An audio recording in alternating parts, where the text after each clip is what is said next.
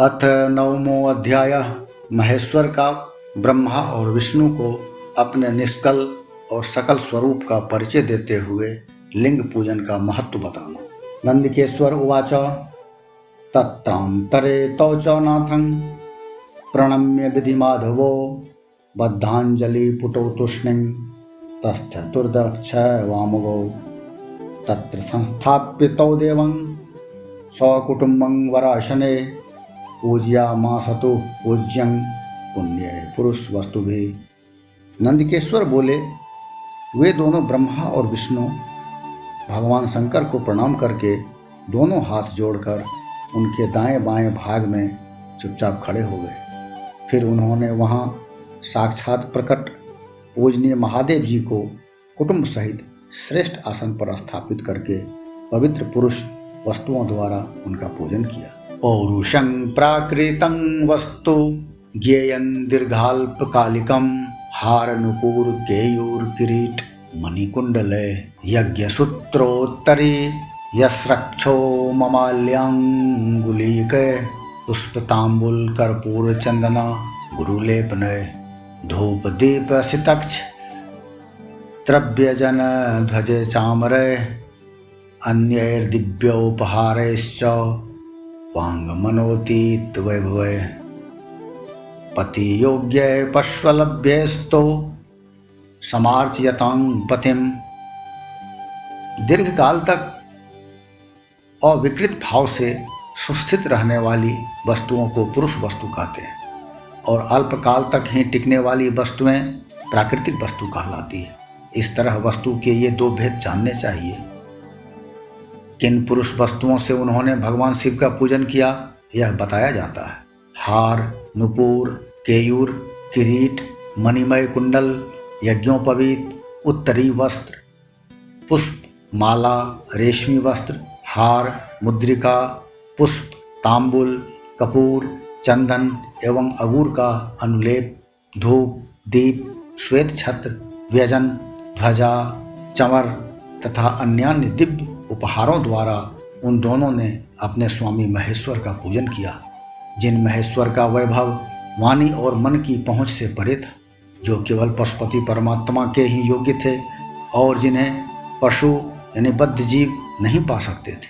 यद्यक्षेष्ठतमं वस्तु पति योग्यं हित ध्वजा तद्वस्त्वखिलमीशो अपि पारंपर्य चिकीर्षया सभ्यानां प्रदत्तो हृष्टः पृथक् तत्र यथाक्रमं कोलाहलो महानासी तत्र तद्वस्तु गृहीतां तत्रैव ब्रह्म विष्णुभ्यां चार्चितः शंकरः पुरा प्रसन्नः प्राहतो नम्रो सस्मितं भक्ति वर्धनः। हे सनत कुमार, स्वामी के योग्य जो जो उत्तम वस्तुएं थी उन सभी वस्तुओं का भगवान शंकर ने भी प्रसन्नतापूर्वक यथोचित रूप से सभासदों के बीच वितरण कर दिया, जिससे यह श्रेष्ठ परंपरा बनी रहे कि प्राप्त पदार्थों का वितरण आश्रितों में करना चाहिए। उन वस्तुओं को ग्रहण करने वाले सभासदों में वहाँ कोलाहल मच गया। इस प्रकार वहाँ पहले ही ब्रह्मा तथा विष्णु से पूजित हुए भक्तिवर्धक भगवान शिव विनम्र उन दोनों देवताओं से हंसकर कहने लगे। ईश्वर उवाच तुष्टो अहमद्य वत्सो पूज्यास्मिन् महादिने दिन में तत्तः पुण्यं भविष्यति महत्तरम शिवरात्रि रीति ख्याता तिथिरेशा मम प्रिया। ईश्वर बोले, हे पुत्रों, आज का दिन महान है। इसमें तुम्हारे द्वारा जो आज मेरी पूजा हुई है इससे मैं तुम लोगों पर बहुत प्रसन्न हूँ। इसी कारण यह दिन परम पवित्र और महान से महान होगा। आज की यह तिथि शिवरात्रि के नाम से विख्यात होकर मेरे लिए परम प्रिय होगी। एतत्काले तु यः कुर्यात् पूजां मलिंग वीर्यो कुर्यात् सौ जगतः कृत्यं स्थिति सर्गाधिकं पुमान्। इस समय जो मेरे लिंग यानी निष्कल अंग आकृति से रहित निराकार स्वरूप के प्रतीक और वेद यानी शकल साकार रूप के प्रतीक विग्रह की पूजा करेगा, वह पुरुष जगत की सृष्टि और पालन आदि कार्य भी कर सकता है। शिवरात्रावहोरात्रं निराहारो जितेन्द्रिया अर्चयेद्वा यथा न्यायं यथा बलम वंचकः। यत् फलं मम पूजायां वर्षमेकं निरन्तरं तत्फलं लभते सद्य शिवरात्रो मदर्चनात्। जो शिवरात्रि को दिन रात निराहार एवं जितेंद्रीय रहकर अपनी शक्ति के अनुसार निष्कपट भाव से मेरी यथोचित पूजा करेगा, उसको मिलने वाले फल का वर्णन सुनो। 1 वर्ष तक निरंतर मेरी पूजा करने पर जो फल मिलता है, वह सारा फल केवल शिवरात्रि को मेरा पूजन करने से मनुष्य तत्काल प्राप्त कर लेता है। मद्धर्म वृद्धि कालो अयं चंद्रकाल एवं बुधे प्रतिष्ठाद्युत्सवो यत्र मामको मंगलायन। जैसे पूर्ण चंद्रमा का उदय समुद्र की वृद्धि का अवसर है, उसी प्रकार यह शिवरात्रि तिथि मेरे धर्म की वृद्धि का समय। इस तिथि में मेरी स्थापना आदि का मंगलमय उत्सव होना चाहिए। यत पुनः स्तंभ रूपेण स्वावीरा समहंग पुरा स्वकालो मार्ग शीर्षे तु स्यादार्द्रा ऋक्षमार्गको आर्द्रायांग मार्ग शीर्षे तु यः पश्येन् मामुमाशखं मद्वेरमपि वालिंगं शौक्वहादपि मे प्रिय अलं दर्शन मात्रेण फलं तस्मिन् दिने शुभे अभ्यर्चनं चेदधिकं फलं वाचाम गोचरम। हे वत्सो, पहले मैं जब ज्योतिर्मय स्तंभ रूप से प्रकट हुआ था, उस समय मार्गशीर्ष मास में आर्द्रा नक्षत्र था। अतः जो पुरुष मार्गशीर्ष मास में आर्द्रा नक्षत्र होने पर मुझ उमापति का दर्शन करता है अथवा मेरी मूर्ति या लिंग की झांकी दर्शन करता है, वह मेरे लिए कार्तिकेय से भी अधिक प्रिय है। उस शुभ दिन मेरे लिए दर्शन मात्र से पूरा फल प्राप्त होता है। यदि दर्शन के साथ साथ मेरा पूजन भी किया जाए तो उसका अधिक फल प्राप्त होता है, जिसका वाणी द्वारा वर्णन नहीं हो सकता। रण रंग तले अमुष्मिन यदहं लिंग वर्ष्मणा जिम्भृतो लिंगवत्तस्मालिंग स्थानमिदं भवेत् अनाद्यन्तमिदं स्तम्भमनुमात्रं भविष्यति दर्शनार्थं हि जगतं पूजनार्थं हि पुत्रको भोगावहमिदं लिंगं भुक्ति मुक्त्येक साधनं दर्शन स्पर्शन ध्यानाजंतूनां जन्म मोचनम। इस रणभूमि में मैं लिंग रूप से प्रकट होकर बहुत बड़ा हो गया था, अतः उस लिंग के कारण यह भूतल लिंग स्थान के नाम से प्रसिद्ध हुआ। हे पुत्रों, जगत के लोग इसका दर्शन और पूजन कर सके, इसके लिए यह अनादि और अनंत ज्योति स्तंभ अत्यंत छोटा हो गया। यह लिंग सब प्रकार के भोगों को सुलभ कराने वाला और भोग तथा मोक्ष का एकमात्र साधन होगा। इसका दर्शन, स्पर्श तथा ध्यान प्राणियों को जन्म और मृत्यु से छुटकारा दिलाने वाला होगा। अनलाचल संकाशं यदिदं लिंगमुत्थितम् अरुणाचल मित्येव तदिदं ख्याति मेष्यति अत्र तीर्थं च बहुधा भविष्यति महत्तरं मुक्तिरप्यत्र जंतूनां वासेन मरणेन च। अग्नि के पहाड़ जैसा जो यह शिवलिंग यहाँ प्रकट हुआ है, इसके कारण यह स्थान अरुणाचल नाम से प्रसिद्ध होगा। यहाँ अनेक प्रकार के बड़े बड़े तीर्थ प्रकट होंगे। इस स्थान में निवास करने या मरने से जीवों का मोक्ष हो जाएगा। यथोत्सवादि कल्याणं जनावासं तु सर्वतः अत्र दत्तं हुतं जप्तं सर्वं कोटि गुणं भवेत् मच्छेत्रादपि सर्वस्मात् क्षेत्रमेतन्महत्तरम् अत्र संस्मृति मात्रेण मुक्तिर्भवति देहिनां तस्मान् महत्तरमिदं क्षेत्रमत्यन्त शोभनं सर्वकल्याण संपूर्णं सर्वमुक्तिकरं शुभम्। रथोत्सवादि के आयोजन से यहाँ सर्वत्र अनेक लोग कल्याणकारी रूप से निवास करेंगे। इस स्थान पर किया गया दान, हवन तथा जप यह सब करोड़ गुना फल देने वाला होगा। यह क्षेत्र मेरे सभी क्षेत्रों में श्रेष्ठतम होगा। यहाँ मेरा स्मरण करने मात्र से प्राणियों की मुक्ति हो जाएगी। अतः यह परम रमणीय क्षेत्र अति महत्वपूर्ण है।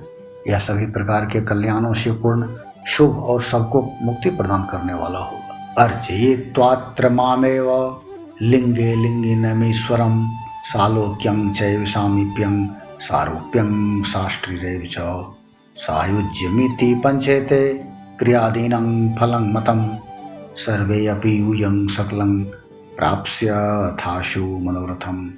इस लिंग में मुझ लिंगेश्वर की अर्चना करके मनुष्य शालोक्य, शामीप्य, सारूप्य, साष्टी और सायुज्य इन 5 प्रकार की मुक्तियों का अधिकार प्राप्त कर लेगा। आप लोगों को भी शीघ्र ही सभी मनोवांछित फल प्राप्त होंगे। नंदिकेश्वर उवाच इत्यनुगृह्य भगवान विनीतो विधि माधवो यत्पूर्वं प्रहतं युद्धे तयो सैन्यं परस्परं तदुत्थापयदत्यर्थं स्वशक्त्या मृतिधारया तयोर्मोढ्यं च वैरं च व्यपनेतुमुवाचितो। नंदिकेश्वर बोले, इस प्रकार विनम्र ब्रह्मा तथा विष्णु पर अनुग्रह करके भगवान शंकर ने उनके जो सैन्य दल परस्पर युद्ध में मारे गए थे उन्हें अपनी अमृत वर्षणी शक्ति से जीवित कर दिया। उन दोनों ब्रह्मा और विष्णु की मूढ़ता और पारस्परिक वैर को मिटाने के लिए भगवान शंकर उन दोनों से कहने लगे, सकलं निष्कलं चेति स्वरूप द्वयमस्ति में नान्यस्य कस्यचित् अस्मादन्यः सर्वोऽप्यनीश्वरः पुरस्तात् स्तंभ रूपेण पश्चाद रूपेण चार्वको ब्रह्मत्वं निष्कलं प्रोक्त ईशत्वं सकलं तथा द्वयं ममैव संसिद्धं न मदन्यस्य कस्यचित् तस्मादेशत्वमन्येषां युवयोरपि न क्वचित्। मेरे 2 रूप हैं, सकल और निष्कल, दूसरे किसी के ऐसे रूप नहीं है, अतः मेरे अतिरिक्त अन्य सब अनिश्वर है। हे पुत्रों, पहले मैं स्तंभ रूप से प्रकट हुआ, फिर अपने साक्षात रूप से। ब्रह्म भाव मेरा निष्कल रूप और महेश्वर भाव सकल रूप है। ये दोनों मेरे ही सिद्ध रूप हैं, मेरे अतिरिक्त किसी दूसरे के नहीं।